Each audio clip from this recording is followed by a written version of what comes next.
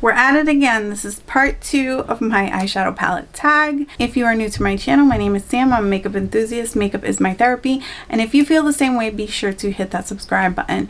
This is part 2 of the Samantha March and Ali Glines collab on the eyeshadow palette tag. I did not participate in part 1 last year, but I did just film part 1, and so if you are interested in what I chose for those palettes, I will link that video down below, and let's get started on part 2. So the first one is my all-time favorite palette. This was kind of hard. I didn't want to pick any repeats from the first part 1 video, and I feel like honestly, this is a kind of category or question that literally changes throughout the day, multiple times a day, every day, all the time. Your all-time favorite palette, because it really depends on the mood that you're in, and when you have as many palettes as I do, it's just hard to choose between your children. So for the sake of this video, I went with a palette that I reach for all of the time, and I felt like gives me all the things I want. It gives me neutral looks, it gives me colorful looks, and I went with the Natasha Denona Metropolis palette, the large one. I don't have the mini, but this is the original palette, and I do love this video. I've made videos. I do love this palette, and I've done videos using this palette. If you're curious, I'll try to link it down below in the description box. But yeah, I think this is a beautiful palette. I love her cream to powder formula, and there's a bunch of that in this. And yeah, it's a really good one. The next category is your new favorite. So my new little ditty here is the Unearthly Cosmetics Fall Magic palette. And let me open her up for you. This is really beautiful. This has like all the murky colors that I like, but in a neutral way. I just really love the formulas in here. The dual chromes, the mattes are very creamy and like blendable. I recently filmed a video with this as well, and I will put that down below, but like it's a beautiful formula. I purchased a couple more from the brand to try out, so hopefully I'll get those soon. But this palette is absolutely beautiful. I love the colors in here. The next one is a palette that I keep for memories. I don't really keep too many things for sentimental reason, especially with makeup, but I also don't have a lot of makeup that was like gifted to me or anything like that.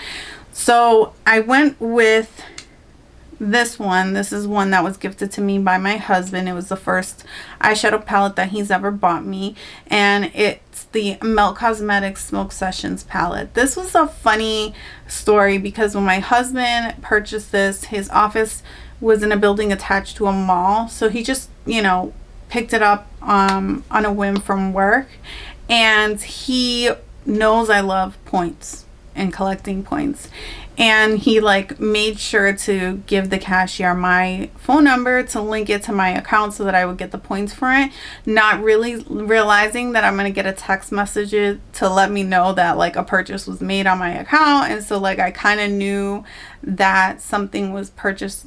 This palette was coming to me before he like got home to gift it to me. But it was like so funny because I like called him. I'm like, did you just go to Sephora? And he's like, yeah. The next category is an underrated palette. And I feel like I mentioned this palette before, but I'm not entirely sure. But this, or at least when I did my eyeshadow palette collection video, I brought it up. But this is the Cella. The brand is Cella, and this is the I think it's called Hello Beautiful palette.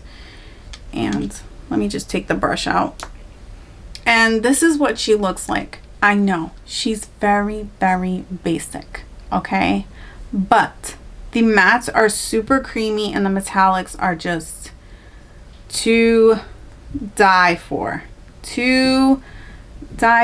They're stunning, stunning, stunning. And like I said, the mattes are uber creamy. So I got like a little quad. It kind of looks like those ColourPop 4-pan quads in a clear plastic, you know, packaging. of this palette in like an Ipsy bag, and it was so freaking good.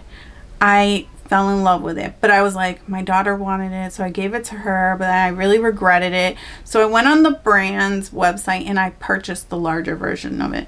I will say this is kind of cool packaging. It's a little bulky, but the packaging is kind of cool because these shadows come out. They're huge pans, but they come out because they're magnetized, and you can switch them out and refill them if you want. So I thought that was pretty cool too. It comes with like a little brush, and like the other side is one of those little sponge applicators.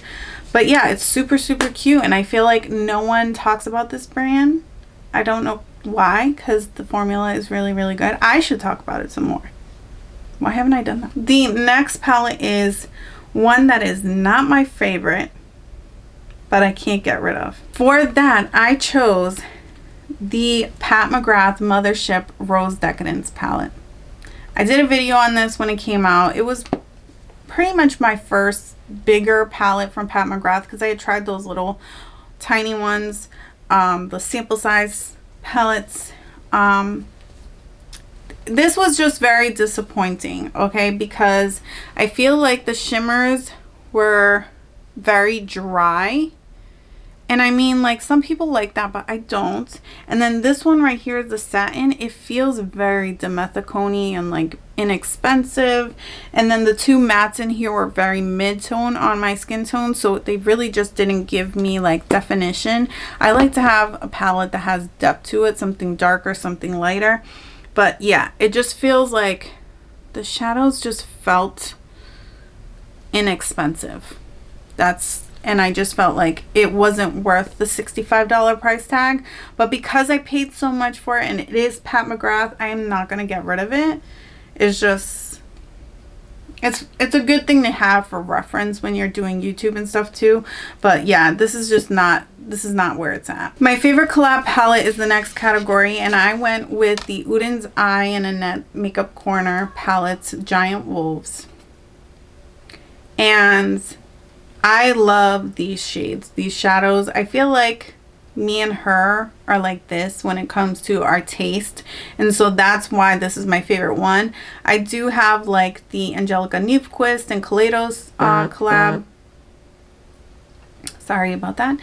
But the colors speak to me more in this palette, so that's why this is my favorite one. Udens Eye does not have my favorite formula, although it is pretty good. It's just like it needs a little bit more finessing than I would like, but I do really love this palette, and I feel like it was well executed. The artwork is actually really stunning, and yeah, I love this. My favorite palette of 2021, I went with, just to keep things consistent, I just went with the Natasha Denona Zendo palette, because that was the palette that I ranked #1 for 2021 when I did my best of 2021, because I felt like this was a very versatile palette. It's a very convenient palette, and I enjoy it very much. I feel like I don't want to keep talking about it so much because I talk about it so much, but it is a really good palette. The next category is the palette that I did not expect to love. I think that perfectly describes this palette. It's the Beauty Bay Pastels palette. I picked this up because it was inexpensive. I was already placing an order. I was just curious.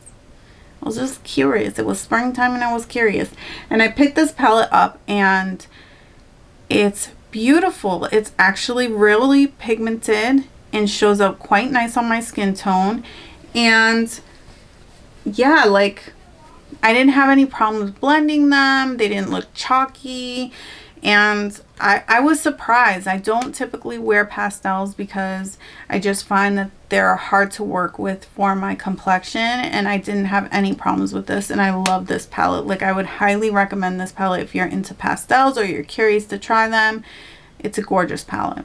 A palette that sparks joy for me is my Beauty Bay Book of Magic palette. I know this is limited edition and it doesn't exist anymore for people to buy, but I wanted to be honest and truthful, and this palette is one of my all-time favorite ones. It sparks joy for me every single time.